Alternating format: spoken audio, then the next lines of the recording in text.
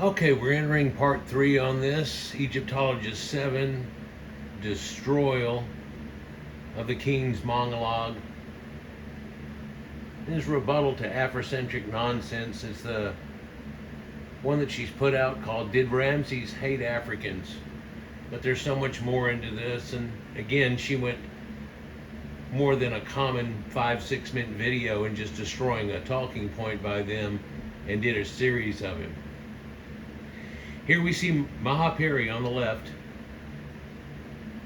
honor of the 21st dynasty, Ani in the Book of His Dead, Ramos, Najmochet, and Herihor. And if you were to ask somebody, in youngest grade schools, put down in the comments what you think. If someone was to be asked which one of these people is totally different than the other, if some naive kids would be like, oh, this is the one because he doesn't have any hair and he's bald. But then there would be another one that would probably say, well, this one has a boy and a girl and a boy and a girl, so it's not that one. What one is different? Oh yes, it's this one. This one is definitely not the same type of people as all the other ones that are there. Those are Egyptians. What is this? Well, this is Mahaperi. This is King Tut's castrated eunuch fanbearer that was put to death to continue to fan him into the afterlife. But blacks try to misuse this thing. She tells you the common afrocentric theme is to ignore, deny, or eradicate such imagery and replace it either with themselves or a fictional made-up character engaging in such practice is evidence of guilt. This is done knowingly and out of spite because Egypt wasn't black.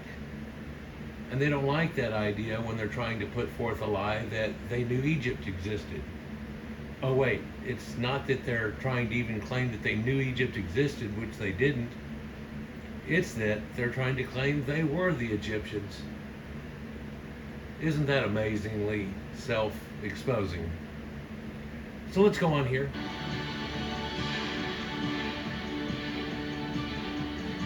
And see what she destroys them with next. Because these are Egyptians and that's Nubian. Let me know if you got it right down in the comments. Epithet of distinct racial groups have no bearing on the reality of what is being communicated. Well, that's just a hypocritical lie. And racist, to say the least. And yet he'll insist, contrary to all evidence, ancient Egyptians were somehow black and therefore must belong to the black or negroid classification of man. Whenever every bit of archaeology says no, from the cranial shape, facial shape, hair, skin color, genetics, everything you could possibly get somebody with, but they're stuck in this lie and they won't slow it down.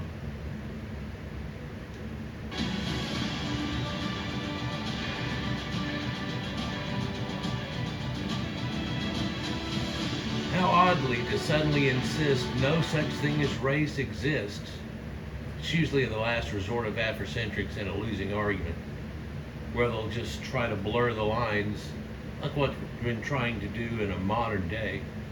Yet they insist somehow that the Egyptians were black, while claiming that black doesn't exist because race doesn't exist. Oh, they're trying to say the black race does exist.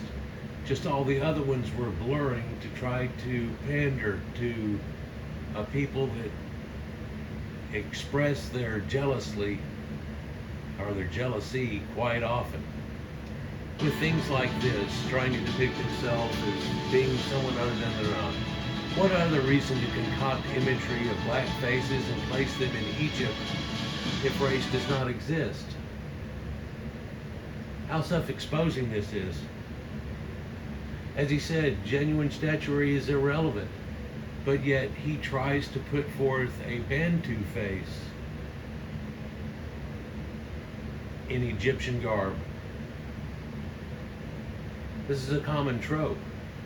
Of course, you can take this picture and put it next to the actual one they're trying to lie about, and you can easily see the difference. It's real self-exposing. but they can't quit again. So they tell us it's irrelevant statues, and hilariously, the irrelevant statues that he tried to claim were the crystal blue-eyed early scribes of ancient Egypt. He called them random and irrelevant, yet they have a whole lot of titles behind their name and are really not irrelevant, or there wouldn't have been statuary created for them. You see the ruse here. Well, the worst thing about the ruse is he tried to take something that they sell at Walmart that even lists itself as a fake, and they said this is the true pharaohs because it's got a nose knocked off, and they think that if it's got a nose knocked off, they could pretend that it maybe have looked like this. Knock notes doesn't do much for you, especially whenever you can find another statue of the same one or on the walls of the tombs and find that no, it doesn't fit your narrative at all, but they won't show any of those. They seek to usurp and replace. They seek to lie jealously. And sadly, we find some people almost attempting to be ambiguous about this. Although recently, with all the DNA and everything that's been coming out of it, you do see somebody coming out of it and not putting ambiguous photos out whenever they talk about the Egyptians, because they don't want to revel up a bunch of jealous liars. Now, do they? And nope. So here we see North African, yeah, Levantines, Natufians, and the Near East. But the Sub-Saharans are way over here. In fact, this is what you call a Klein over here, where all these Caucasians group together over here on the left, and as far away as you can pretty much get, you'll find Sub-Saharan Africans.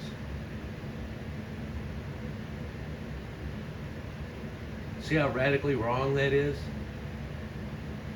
But then they'll try to claim that science or DNA doesn't exist, or that it was made up by whiteys and so it's racist somehow.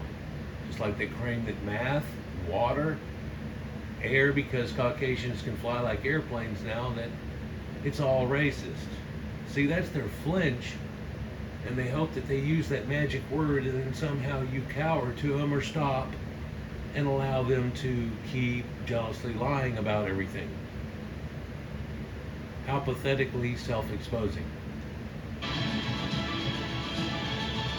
So we can easily see that the Europeans, the Levantines, North Africans, and so on group together, and then Sub-Saharans right above there don't. Notice temporal spatial distance between Sub-Saharans and ancient modern North Africans. Evidence of the Sahara Desert acting as a barrier, preventing gene flow for thousands of years. Scientists have quite often said that this is a cul-de-sac that happens here, and with the lack of them being able to have any kinds of boats or go up and down cataracts, because it's basically little waterfalls and rapids in situations there that you can't. And it's been some barrier. But only barrier to the Nubians that came up and went around the edge of the Sahara Desert and came towards them there, and a people that lived towards the Great Lakes of Malawi and Tanganyika and Lake Victoria and so on, that made it way up to that way whenever they apparently had people come down that way and see them and which way they went back and followed them back to a place that they aren't really from either, because the Nubians weren't even there. In fact, the Nubian colony A is shown to be Caucasians. Some 400 years later, without any speaking of black people whatsoever, all of a sudden, in later dynasties, they show up out of nowhere. Blacks also want to try to claim that they were there all the time, instead of them, like in South Africa, coming up to a fence or a border and staying right there, wishing they had something that was on the other side of it. The Great Sahara is bigger than the United States and full of hyenas and lions and things, and it really is a barrier for humanity. Until we had camels, which were domesticated by Caucasians way over in Bactria, over above India.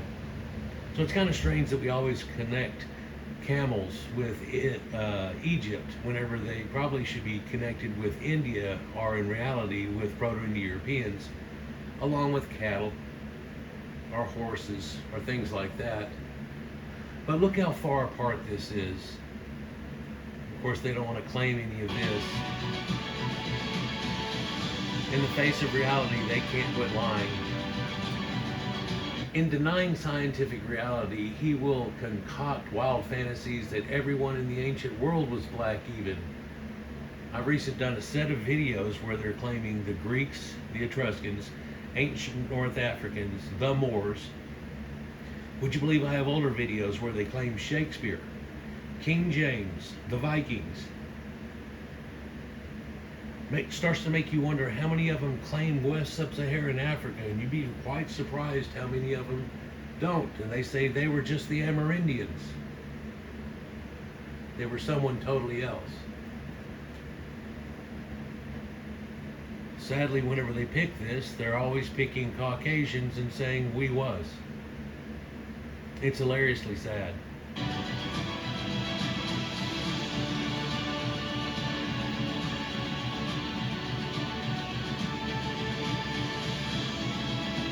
Notice the Caucasoid classification of man, all clustered together, far, far away from sub-Saharan Africans.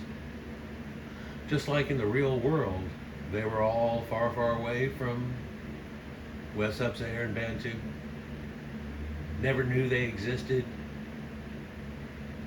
So it's crazy seeing things like this and claims.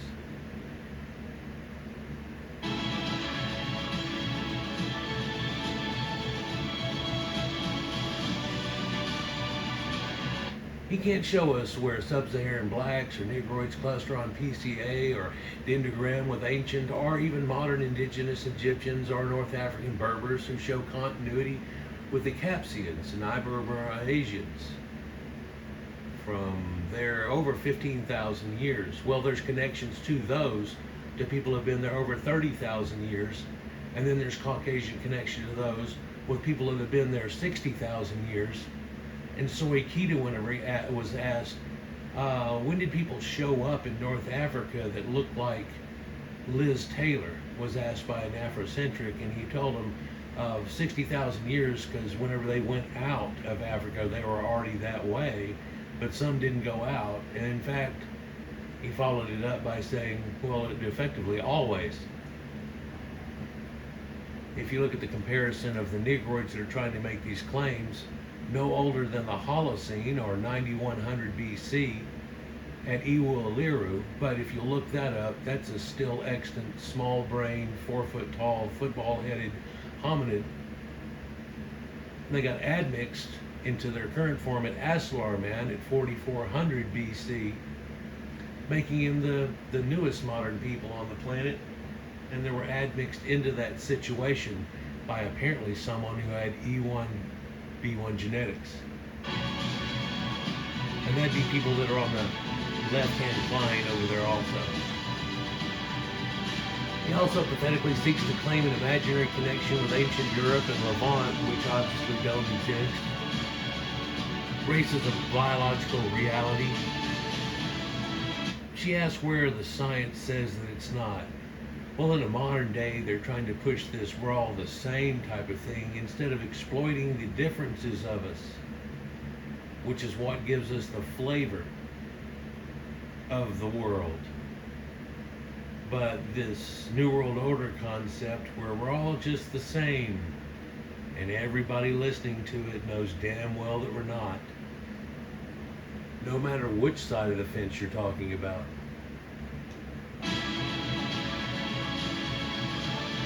PCA analysis kind of refutes people's feels on the whole idea. But this guy suddenly pretends racial distinction doesn't exist, and if no one can notice the difference between the two.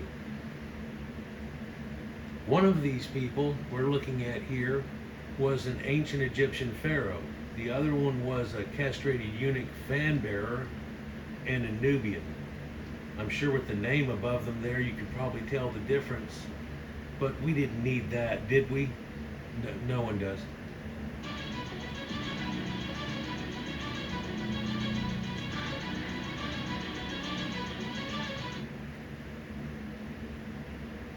Here's Ramses II in the act of whacking his unfortunate Nubian troglodyte victim. I think we can easily see the prognathism, bulbous forehead, and so on, but when you look at Ramses there, we can easily also see a Caucasian phenotype, regardless of whether or not he's got some red ochre skin on him. See, there's nobody in the world that's ever the color of red ochre skin, really, although you might find some mixed Bedouins with a whole lot of suntan mixed in onto them and get kind of close to that color, and blacks will try to prey on that and show you some admixed guy, again, that they aren't related to, and try to say, well, these were the Egyptians, exposing the fact that they were never Egyptians anyhow. So it's a moot point for them, but they can't realize it's a moot point. They know it's a moot point, so they try to claim anybody else that's black and say that they were the ancient Egyptians, which leaves them still a pre-Neolithic people that didn't know any of this existed. So then after exposing themselves, then they say we, as if they even knew they existed. It's self-exposing too. Every attempt is. The above is a perfect example of why afrocentricism is racist cult ideology that projects or rejects how the ancient Egyptians depict themselves.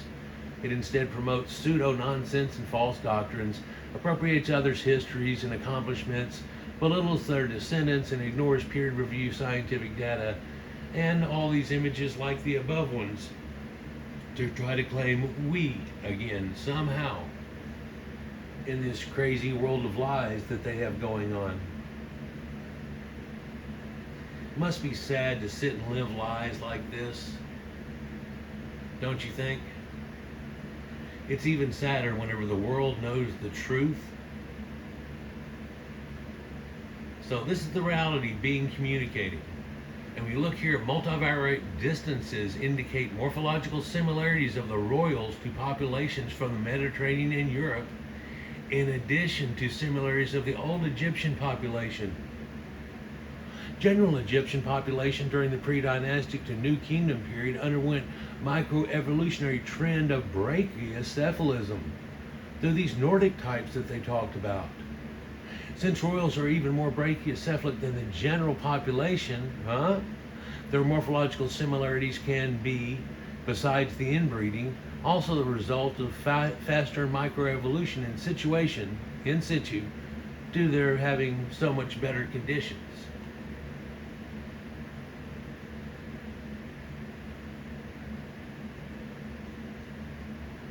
That's from a paper, Cranial Variation on Egyptian Pharaohs, from 2021.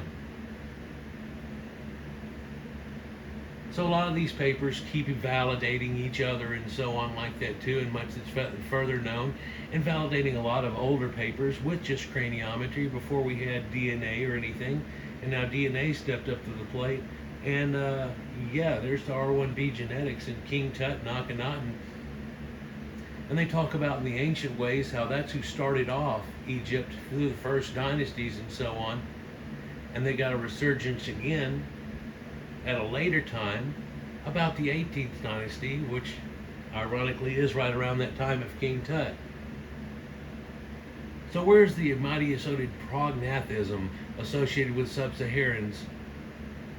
You'll see new videos come out where they actually show the prognathism of themselves and then try to equate it to the Egyptians. Well, you can see it here on your left, and you can see the Egyptians not having it over here on your right. In fact, every sampler I've ever heard of, if they even refer to it all, say that there's an extreme lack of prognathism. The worst trait that they can find out of them is that they have a slight overbite, which is common with them, the other North African Caucasians, and through the Levant area of the time. That's not prognathism. But they can't find it. There's such a difference between the two. Here's Ramses' skull right here on the right, and what a Caucasian would look like, and what they look like. Oh, here's a funny photograph. Let's see. Here's all these ancient Egyptians in red ochre, but at the top left there are the Etruscans and Greeks which had the same type of depictions. Asiatics, Minoans, and so on do too. But then just below that's Mentuhotep, Senwosret, Tutankhamun, the seated scribe, Prince Rahotep, those last two are of the pyramid building dynasties in Mihu. You can see Seti right there, but you can also see one where my pointer is, where it says my son, where it's just a picture of her son's back, because he's the same color as these people pretty much. And so is Ramses over there and the Asiatics, but the black people, the Nubian right here, stands out like a sore thumb.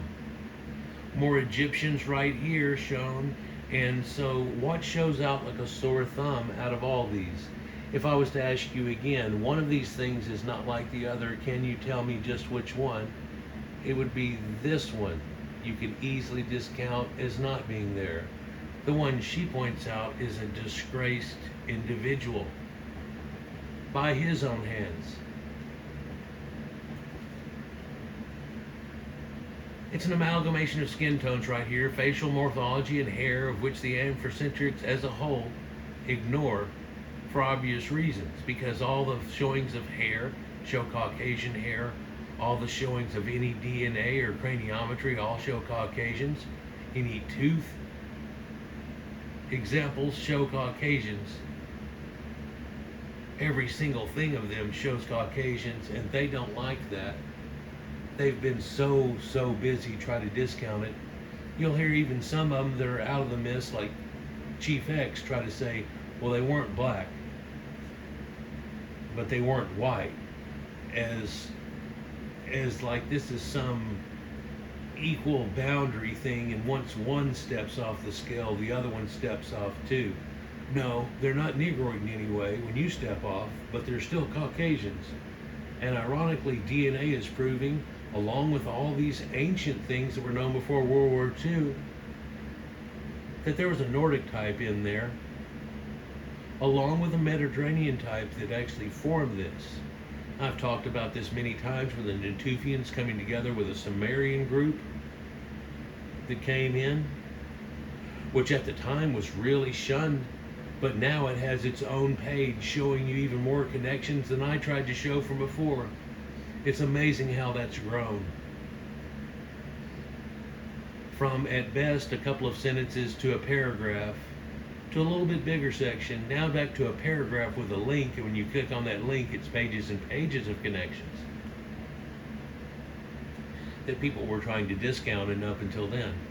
Whereas there are people there is no connection to. Well, West Sub-Saharan Bantu didn't even know Egypt existed. We could say that, along with Eskimos, Amerindians, Orientals, and so on that didn't know Egypt existed. But I believe the Caucasians knew the Caucasian Egyptians existed. We can find trade through them all the way through. But we also find the same genetics in Egypt, in ancient Anatolia, and in modern Western Europeans. That's been stated over and over again recently, which totally destroys their idea, and then destroys that all. But they weren't white either. We can find a whole lot of blue-eyed statues, red hair, blonde hair. Khufu's granddaughter is shown as a redhead. This would mean that Khufu had red-headed genes, but it would also mean that her parents both had it too, because it takes that to make a redhead happen. Isn't that oddly telling? So let's continue on here so I don't drag this out to a 4th and 5th and 6th. Right. So here they're showing this guy, a video thumbnail. Ramses' racism was Ramses, the black pharaoh, they pretend, racist whenever he's running over vile Nubian troglodytes with his chariot. Well, is he? Or is he a pale leucoderm with a red head? And he's just protecting his country, regardless of what color the people are that are invading it or attempting to, or trying to sneak up and steal something or whatever.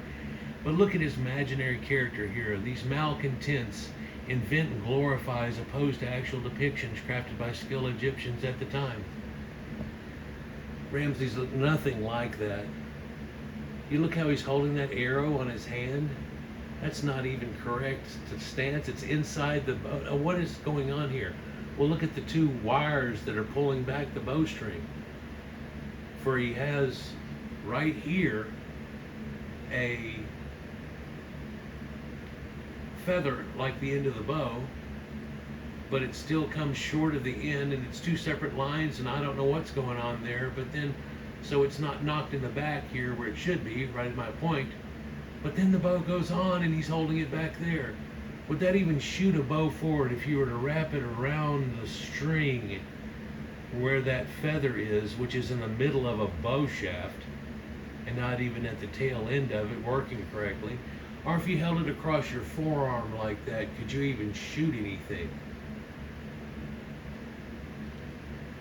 It's crazy what they try to put forth, or even blend as shots and everything, where they're just taking a black man and threw whiteface upon him with all his accoutrements. Afrocentrics concoct fantasy out of spite because they damn well know Egypt was not sub-Saharan black Negroid civilization. Ignoring actual Egyptian stature and replacing it with fantasy is full-fledged evidence of guilt. It's right there in front of them and right there in front of you whenever they try to point at these people and say, we. Here, of course, you're familiar with the lame attempt that he tried, because some Nubians, whenever they're shown in a cluster F, are a lighter color so you can discern them and it doesn't look like an ink blot or a spider. Claims that they're the same color as the pharaoh is, but if you look it up, that's a fake that's been drawn in the 1800s off the idea of colors and stuff, and they're really picking a fake anyhow. But of course you can easily see these guys shifting back and forth from a dark brown to a black, while we have a red ochre Ramses, and they don't shift. And the one thing they surely never do is show Egyptians and pretend they're black. But you'll see blacks try to take this Book of the Gates and say, well, here's a Nubian, and this one over here that's also a Nubian is somehow an Egyptian, whenever right above it, it says he's not. It's hilariously self-exposing. But believe it or not, with it all exposed, they keep saying it like they're brand new, like they don't know they've been debunked on every one of these topics.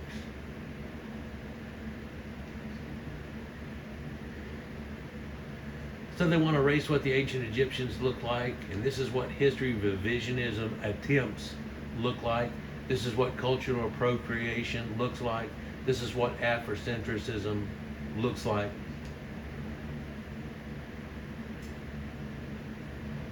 Afrocentrics reducing themselves to concocted imageries is in effect a confession that ancient Egyptian pictorials do not live up to their imagined expectations or agree with their bogus narratives. So they keep trying to insert a Bantu into the Caucasian Egyptian outfits. And oh, blacks love this because it does finally look like the lie they wish. Only that's a fake, photoshopped concoction. And when you compare it towards the ancient Egyptians, it's hilariously self-exposing. Over and over again, thousands of times a year, year after year after year after year. If authentic Egyptian depictions resembled sub-Saharan black Negroids, they would have no reason to do this change of the appearance.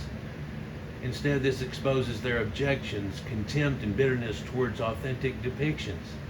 There simply is no other reason or explanation for it. Why would they try to take and put a Bantu in an outfit whenever none of the pictures look like a Bantu? And in actuality, the Bantu didn't even know Egypt existed. So they're trying to show an impossibility as being a truth somehow. Everyone knows it, and I think they do too. But they're just busy caught up in lying and pimping and strutting around.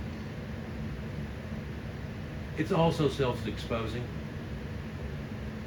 There's left that you can say about it. Not much left that you can say about it. This is total disregard for historical facts and the trash associated with that. The type of bow is not even historically accurate they've got here that they're faking in the first place. But then again, worse than that, it's got the feather in the middle of it. He's got it wrapped around the, he's not even pulling the bow back. He's got it knocked here, not across his fingers like you have to get a decent shot off, but apparently across his wrist on the other side of the bow. What kind of BS is this? Oh, it's Blak BS. You notice in the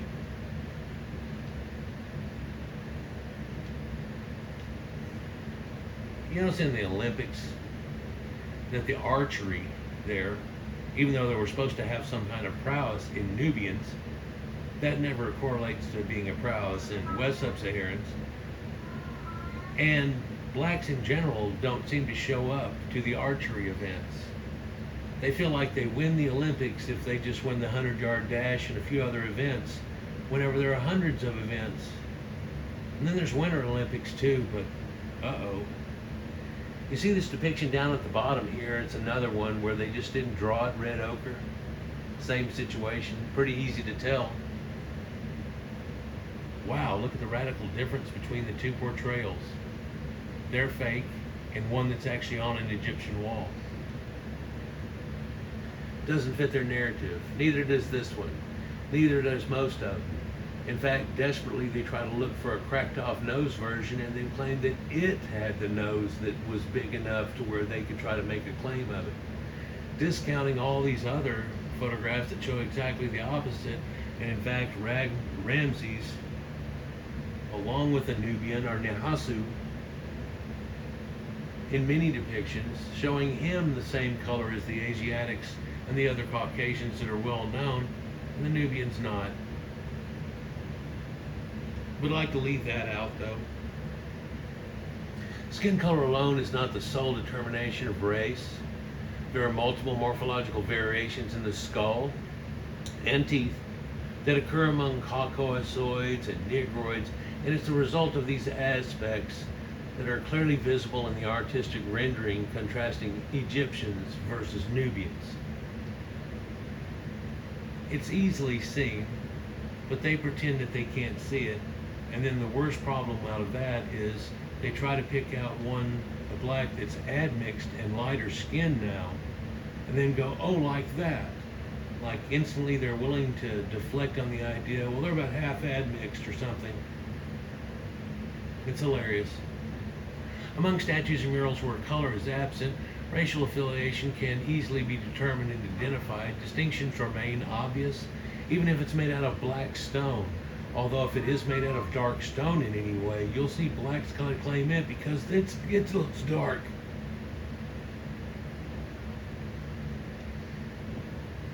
They quite often like to show the Ka statues, which is reminiscent of someone's shadow.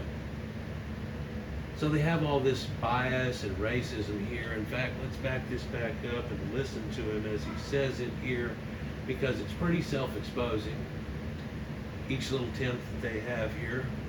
So let's see what he has to offer. Rooted in bias and modern ideas of racism, that is a total lack of appreciation for African phenotypic diversity.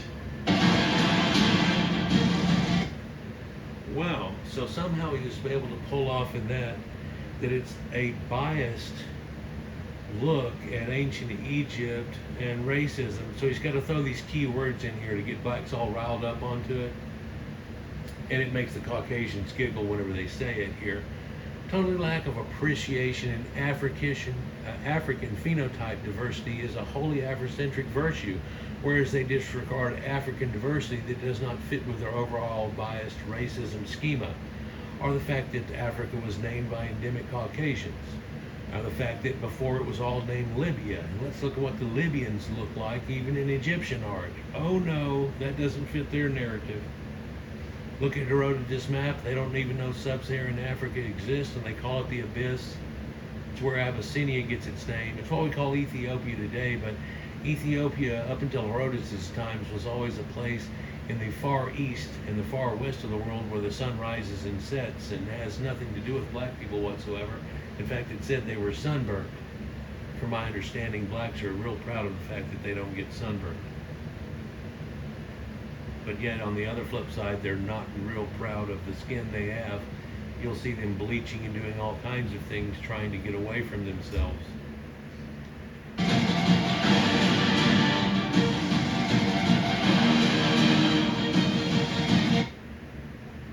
He calls it irrelevant statues. Nothing could be more evident than the exposure of this vile comment. The malice behind it represents the ugly underbelly of afrocentrism. It shows you where they actually show the truth and reality of things like, crystal blue-eyed scribes and the people of Egypt at the time of the pyramids, and he tries to discount them and say that they're just irrelevant statues or just random somehow, but yet his fake that they sell on eBay for $14.95 that lists itself as a fake, that's the one he actually tries to say are the real pharaohs. Had to pick a cracked nose when he did it too, but he literally shows the blue-eyed Egyptians in it too. It's like they can feel like they can just jump over walls and say stupid stuff and even show the truth, and black people still go with it. See how pathetic that is? That they can show the reality of it, and blacks will still be like, yeah, we was.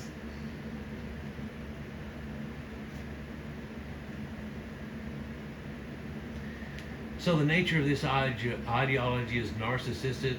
It accompanies a victim complex while victimizing. Yeah, victim is a real good word for them. They want to claim the victim. They're the victim of themselves.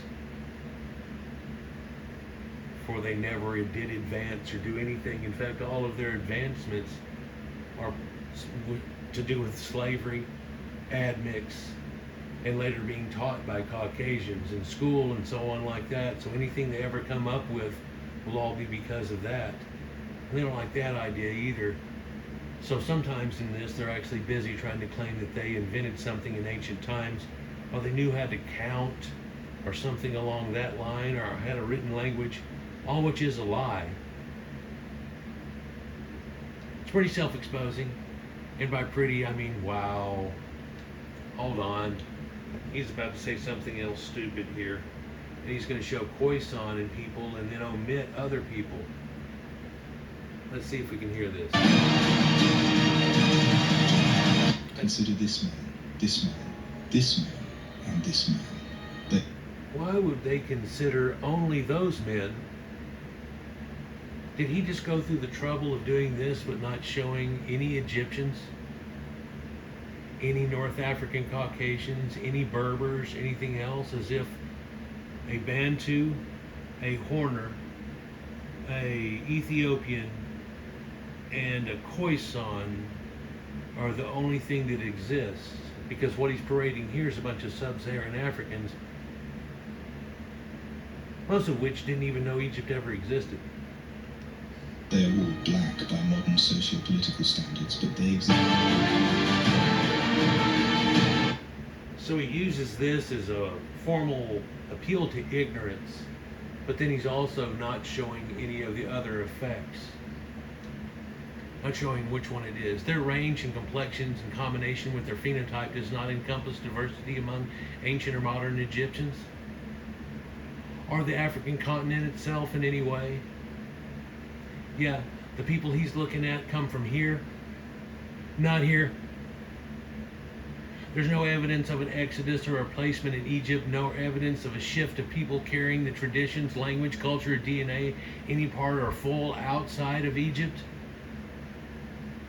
I.e., there aren't any pyramids or anything anywhere that associate anything with black people to Egypt. And if they started mimicking late, that's starting to mimic late. Kind of like you can find black people even wearing Egyptian attire and silly stuff in their videos trying to pull stuff off, or might even have a hair side lock, which is only for juveniles until they become adult, which if you look at this black guy trying to sing about how they were the ancient Egyptian is still wearing a child's side lock at being a full adult, and then you look at his phenotype and people can't find that anywhere. But blacks eat it up. They like him. It's just wickedly stupid. But then again, we've got to realize who we're talking about. Afrocentrism can't even provide an answer as to when this imaginary event supposedly took place or where to find it in the archaeological record.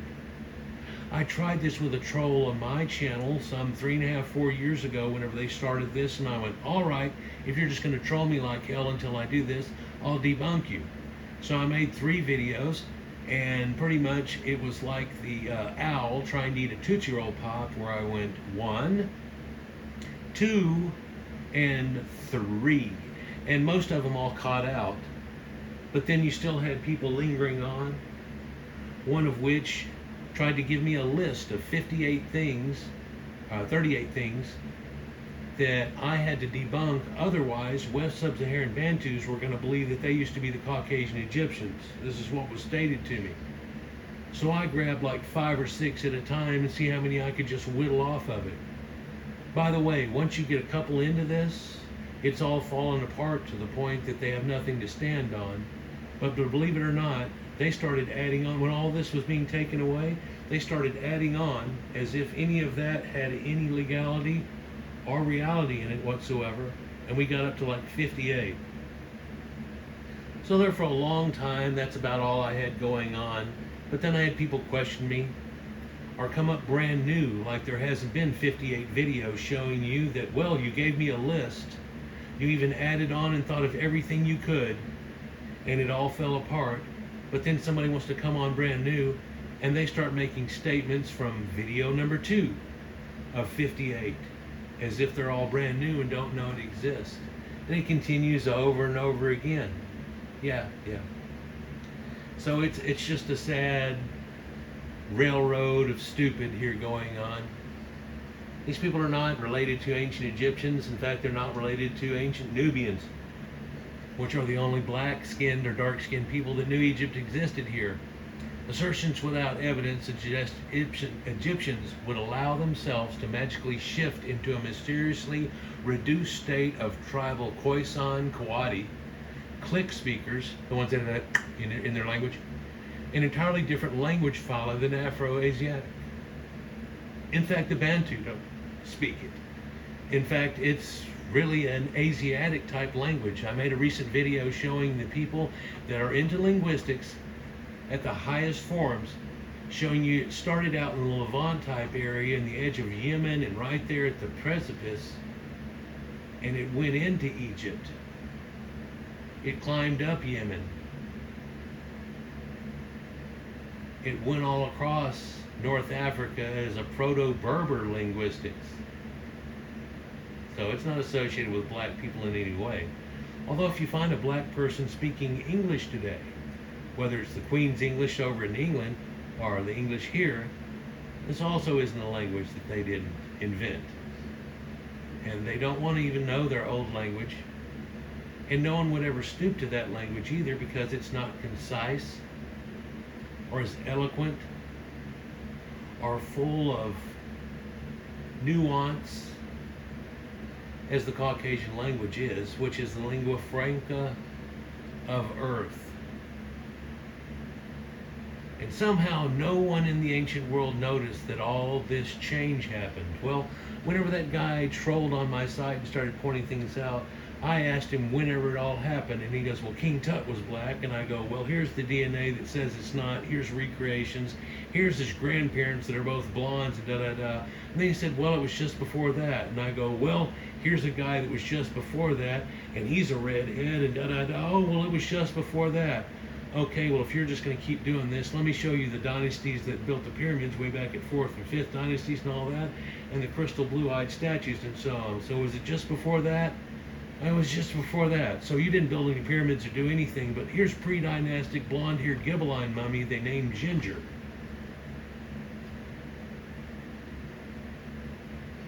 So now there's nothing to stand on. So then he tried to take a cracked nose of somebody in the 18th dynasty or something back then and act like it was valid somehow, like some black person snuck in, and he actually became the king of Egypt, and no one noticed. He really tried to pull that shit off.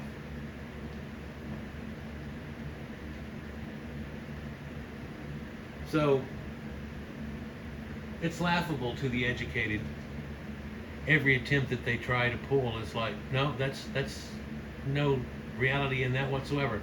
Such allegations are openly deserving of mockery and scorn, of course. It's also afrocentric to suggest Egyptians suddenly packed up, left, and forgot all of knowledge of self, went into a pre-Neolithic people, and now are 40,000 years removed or more from even starting to put stones on top of each other. It's what pre-Neolithic means.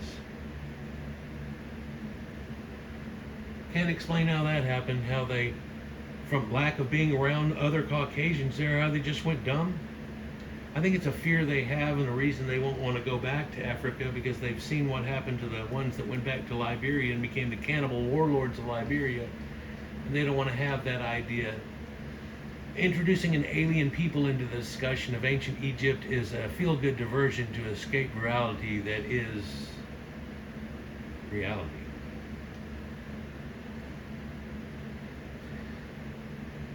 Have you ever seen any Egyptian statues that resemble any of these people? Because we can look at these statuaries here and, oh, I know King Tut shone a little dark. Well, here's the thing. That varnish that's on him, that you can see some of it peeled off, shows you below that varnish that's darkened, he has more of a peachy type of skin. There are a lot of other depictions of King Tut, but if we have his mummy right here and we can test it and tell you everything about it, why are they trying to pick on art or find his Ka statue and go, see, he's black? And it's like, that's a sign of death. You're wanting to claim that you're dead inside?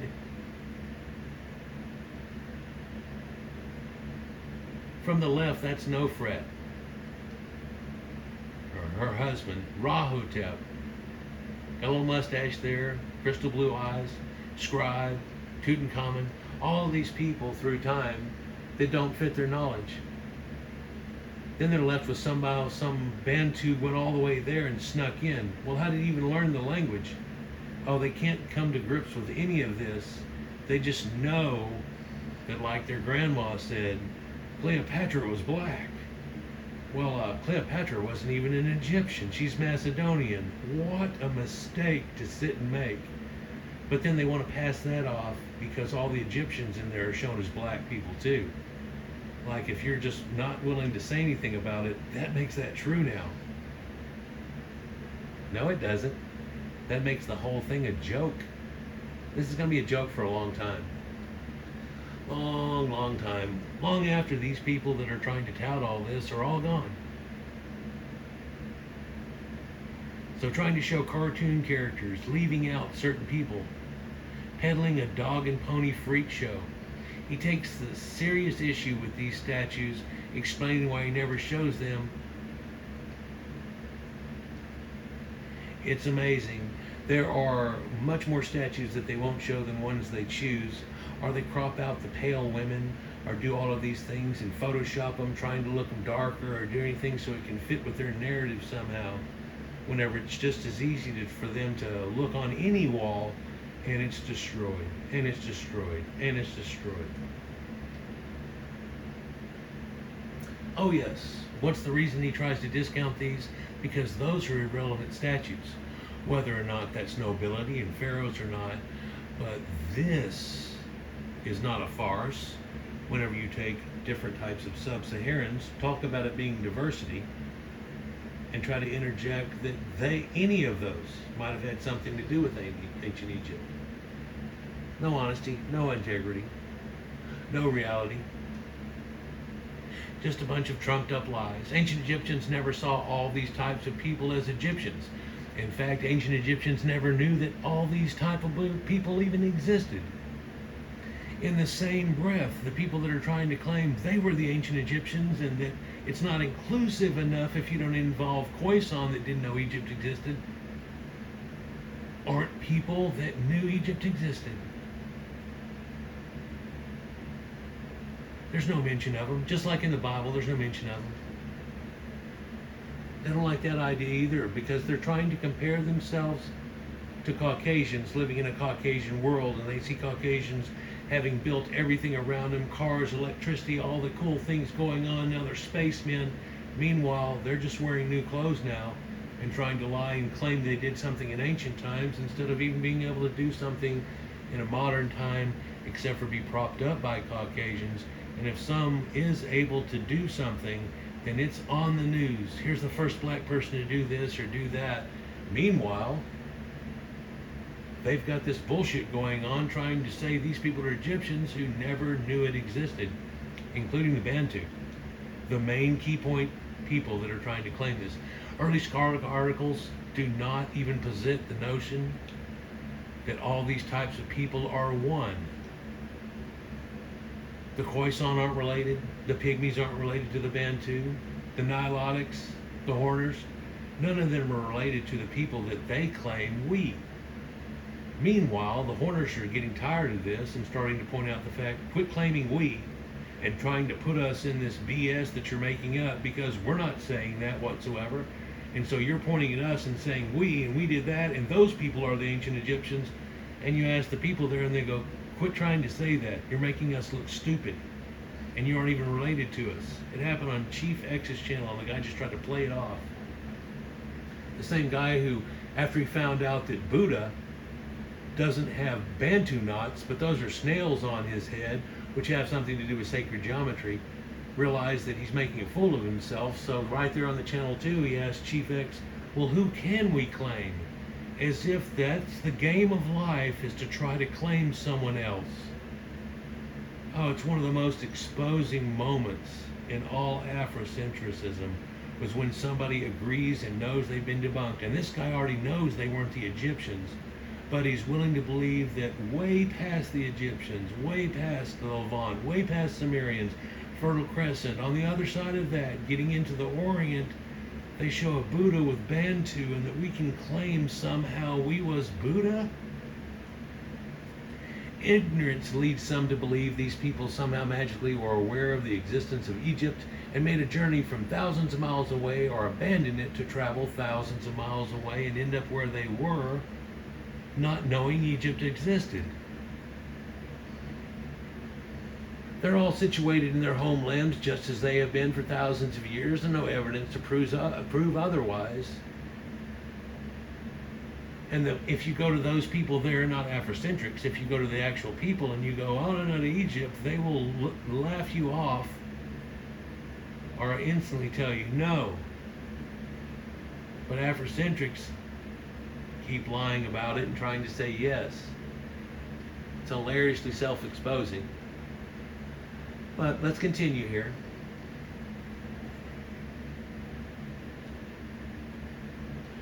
So actually talking to a real Egyptologist that is deep down the rabbit hole that we're talking about, was asked if phenomena of lineage sorting, characteristic to relatively small founder population, probably other African lineages were there, but which exactly is impossible to judge now. As for the Bantus, I'm not a specialist in historical archaeological details to discount it, because you've got to act that way.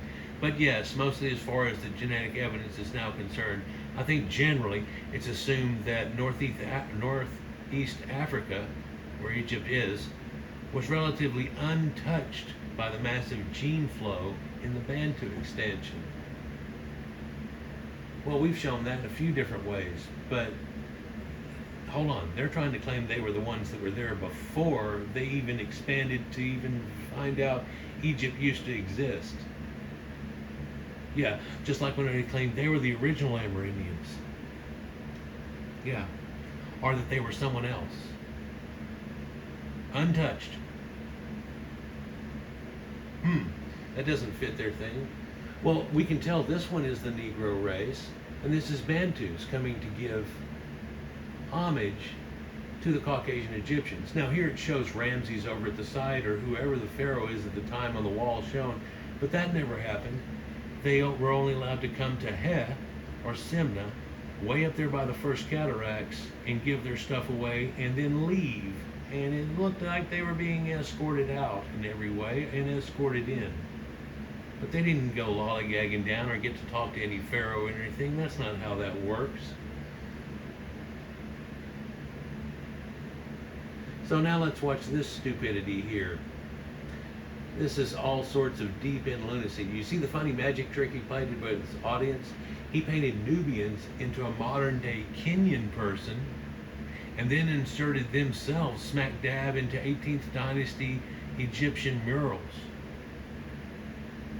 Oh, he thinks he's doing a magic trick. Let's look into it a little deeper. So here's his attempt that, well, women are all pale, so I can show you these women that aren't pale. Okay, what is this? Well, it's the actual mural in Knox tomb. It's Theban tomb number 52, TT 52.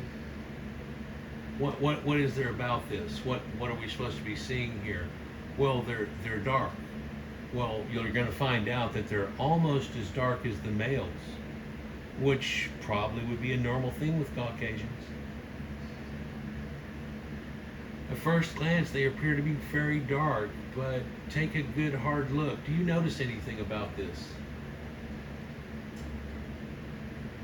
Look around. No, it's not the eye color and so on. Here's a snippet of their feet.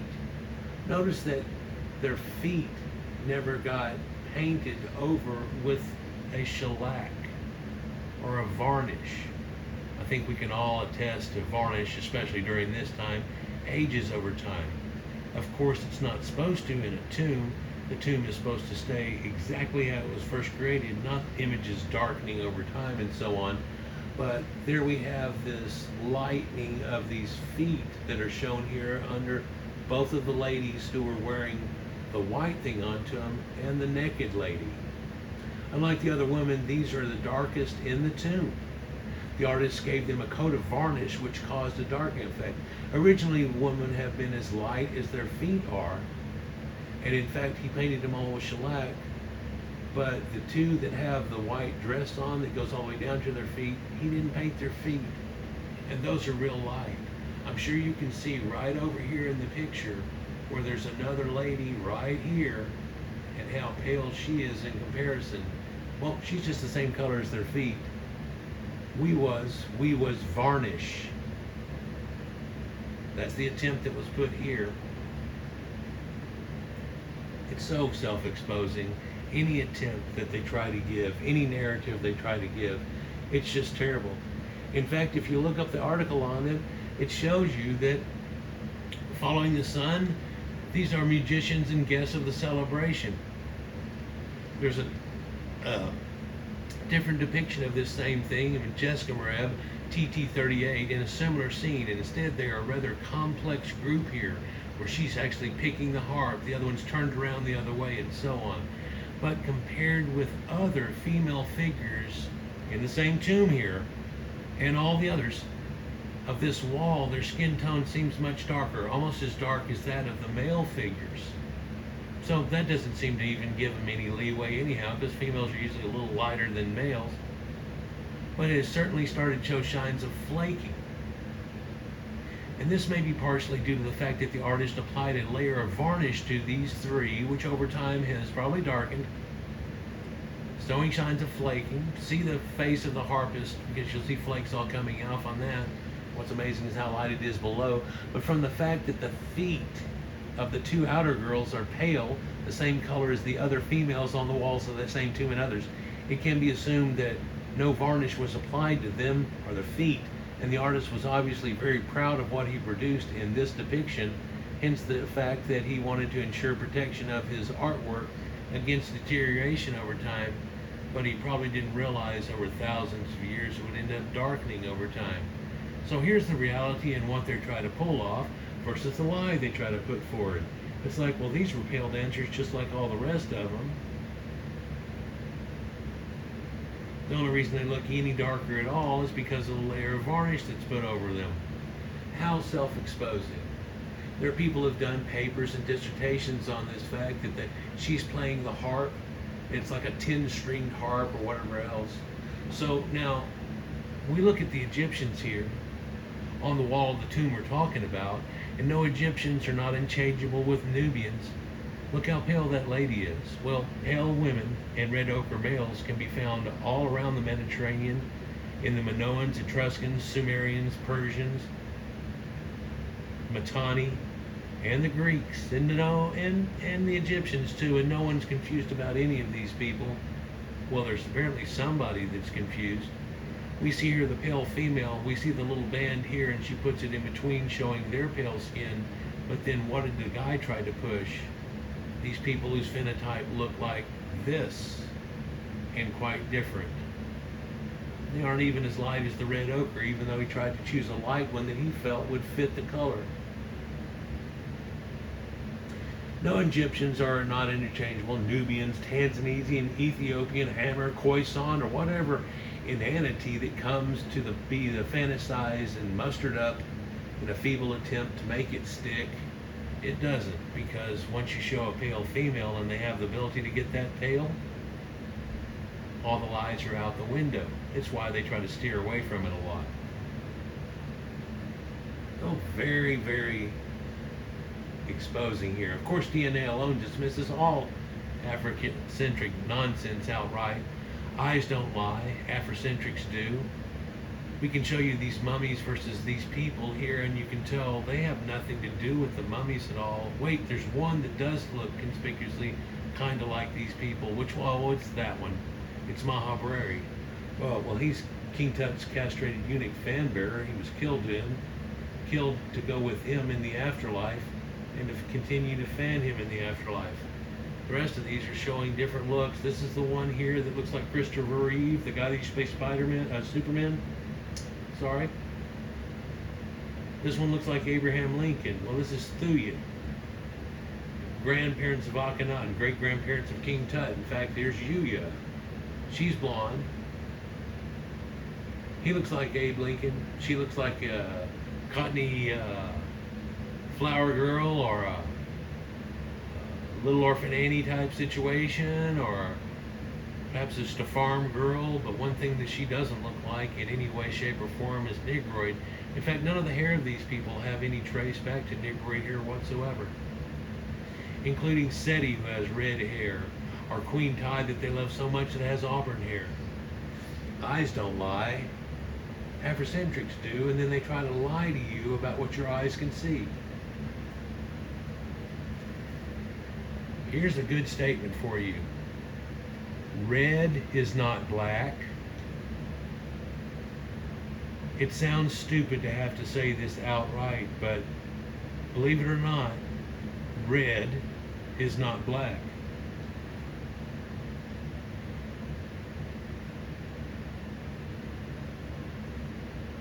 It's that simple.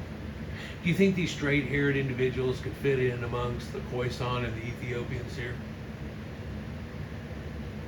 Do you think if you tried to put them together, you'd be like, this one doesn't fit in?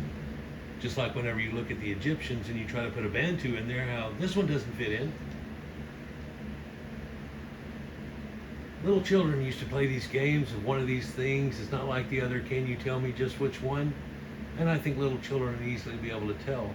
What's interesting, you, the viewer, already determined who the Egyptians were in contrast to those who are not the Egyptians in a split second, in a single glance. In flashing around here, you realize that the one on the bottom here, this lady that's right here, the ones in the top three corners he's trying to show, and the one in the center are not at all like all the other ones in the photograph there. Everybody can do this like a matching game. It's real simple, but what we can't have is Afrocentrics being able to cognate. Because if they did, this would all fall apart long ago. I didn't have to segregate them into their own sections to prove the point, she says. They're just all mixed in, but you can tell the difference regardless of how mixed in they are. Give you another example here. It's even more telling here. Reserve heads and how they look Nordic. Prince Kiwab, son of Khufu of the 4th dynasty, and believe it or not, this guy's son looks like it was the architect of the Great Pyramid. If you look up Hemwinu, Hemuinu, it'll show you a guy with a depiction looking somewhat like this. That's apparently this guy's son that was the architect of the Great Pyramid. And there's no question about his phenotype at all. And he's not just some random guy. He's the architect of the Great Pyramid, and then you can see his actual qualifications that he has. You can easily tell Ramses and the Asiatic are the same color, but the Nubian is not. You can see pale women. You can even see males that are done pale through a period of time here in the Middle Kingdom area. And again, no one has to point this out to you before you're able to say, well, this one don't belong, that one don't belong, this one don't belong, and those three don't belong.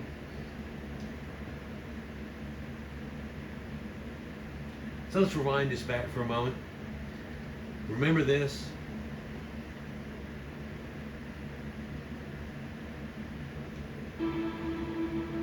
His Egyptian standard bearers are alternating shades of dark and medium brown, generally buried. Notice he called them Egyptian fanbearers. Notice that the skin color alternates from dark brown to black in his photo.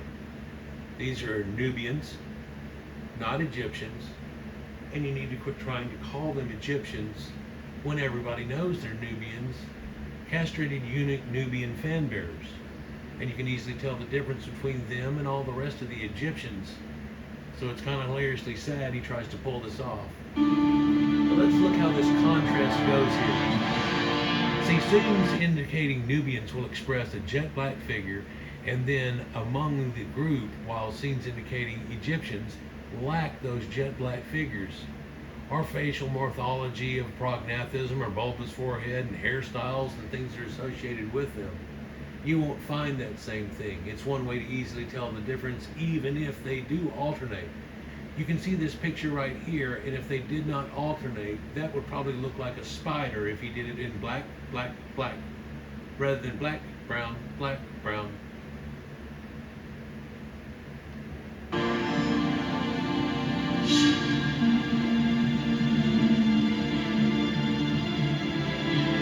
Alternating jet black figures indicating these are Nubians possessing a distinct phenotype and hair color. And in this case, with them separated like that, they probably didn't have to do that overlapping thing. Well, they're overlapped at the arms. So they've gone brown, black, black. So where are the red ochre males and pale females?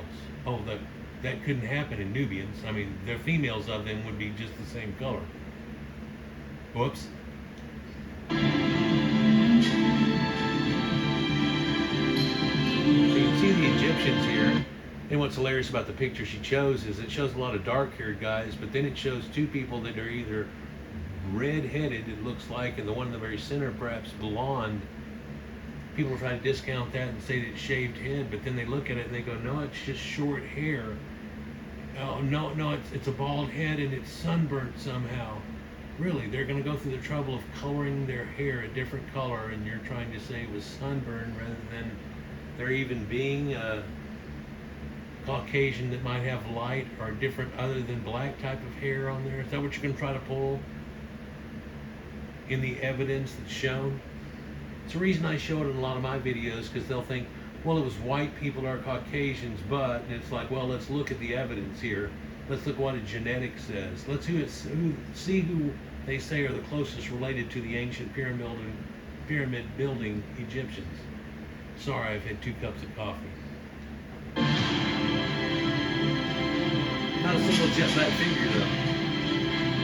Whereas you get black and brown here, whereas you don't get it here. How does that work? Because you have it here, and that phenotype. So by now this pattern should be shown out to you straightforward. You can easily tell. Not a single black figure in here, but there is one in here. None in there, but all in there. In fact, here they are where there's no browns mixed in. Well, see how it kind of blurs all together, but they've got their heads poking up so it doesn't really look right? If they would have taken this guy here and made him brown, and then back black, and then brown, and then black, you could easily discern each one's arms and things like that. But other than that, it just looks like a cluster F, really, with a bunch of heads sticking up. Egyptians don't have that BS, and surely no black people. What? There's black people. No, not on the Egyptians. Oh, yep, definitely on the Nubians. So even though they try to pull this thing, see, we were the Egyptians, it's like, no, they have a thing they do with Nubians. Nubians are called troglodytes. They call them Nehasu too. To this day it means worthless in Coptic. I don't see any black alternating Egyptians. Why would that be in effect? Because there's no Egyptians that are black. See how that works?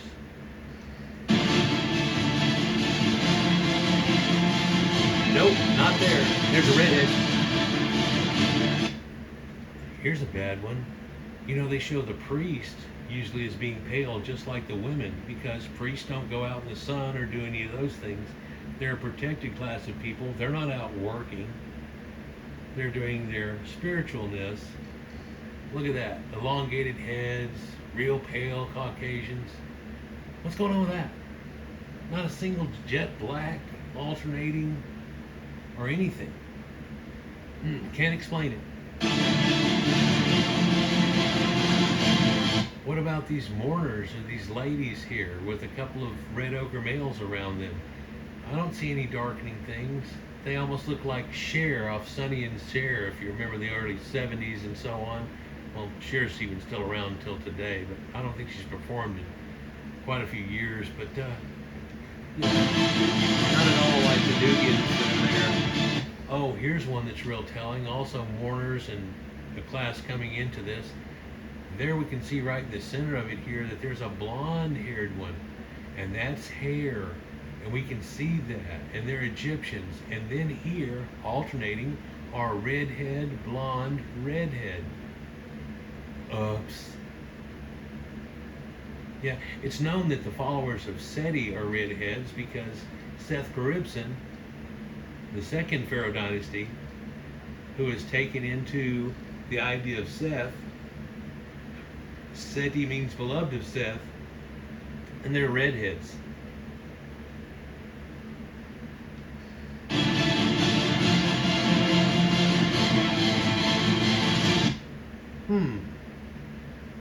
So the Egyptian pharaoh is the same color as the Asiatic and the Syrian, but definitely not the Nubian. Definitely not the same phenotype either as that one that sticks out like a sore thumb versus all the others. See, these people are the same, these people are not.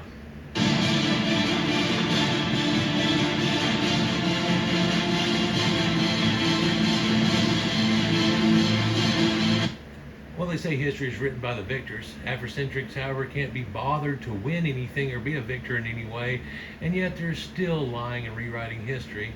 Here's a picture of King Tut as a sphinx, taken into action, walking all over these people, and look, he's peeling the head back of a Nubian. That's that, this is this, what's what, I don't, I can't, That headdress he's got on is real telling too, but it's amazing how they can't cognate, and then they only want to show certain pictures. Any of the other ones ruin it all, so they definitely don't want to see those.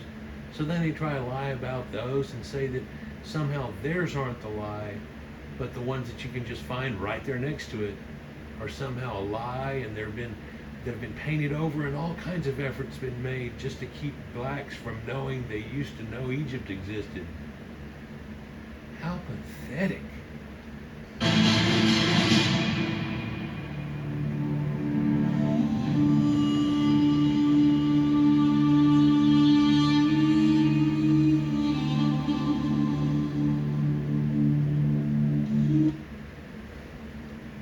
And here's E7's common ending showing a blue-eyed person, a blue-eyed Egyptian.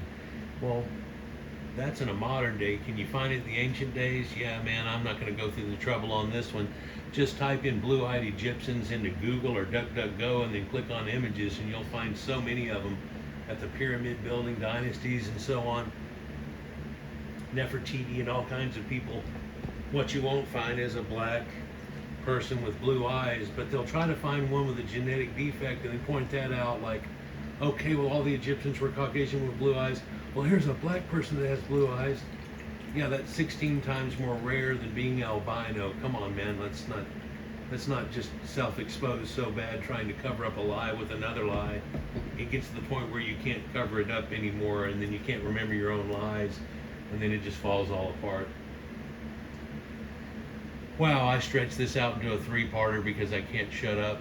Hell, I gave her a 15-minute intro without even letting it start at the first point. I almost feel like redoing the whole thing and just starting at a bland point and going ta-da, but I think we'll just leave it there. Really get marveled by the way that she takes in a Sherlock Holmes and Dr. Watson in one person together and just destroys them and picks it apart. And what she really likes to do is use their own information they're trying to use and then go, well, what's it really say other than the sentence he tried to lie about? Oh no. Funny how that doesn't fit. Let me know what you think down below. If you haven't gone to E7's channel and subscribed yet, look through her videos showing genetics of all kinds of people